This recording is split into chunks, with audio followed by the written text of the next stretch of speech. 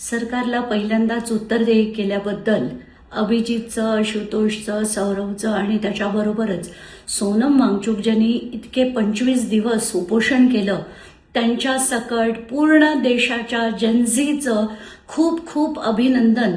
आज त्यांच्या इतक्या प्रचंड मोठ्या लढ्यामुळे म्हणजे त्यांच्या लढ्यात खरं सगळे इतके त्यांच्यावर वार झाले, त्यांच्यावर अत्याचार झाले, त्यांच्यावर लाठीचार्ज झाले, इतकं होऊन सुद्धा दटून राहणं, लढणं हे त्यांच्याकडनं आपण शिकलो आणि देशाला पहिल्यांदाच जागं करण्याचं काम या जनजीने केलं। त्यांचं खूप खूप अभिनंदन। पहिल्यांदाच आपल्या देशात पुन्हा एकदा लोकशाही जन्माला आली असं वाटायला लागलंय, कारण आतापर्यंत भाजपला कोणीच प्रश्न विचारू शकत नव्हतं।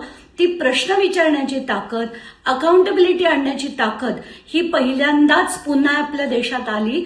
त्याबद्दल पूर्णच्या पूर्ण जनझीचं, अभिजितचं, आशुतोषचं, सौरवचं, सोनम वांगचुकजींचं, गीतांजलीचं, कारण त्यांनी खूप मोठा रोल प्ले केला याच्यात। कारण नवऱ्याला 25 दिवस उपोषण करताना पाहून राहणं सोपं नव्हतं, ते केल्याबद्दल सगळ्यांचं खूप खूप अभिनंदन।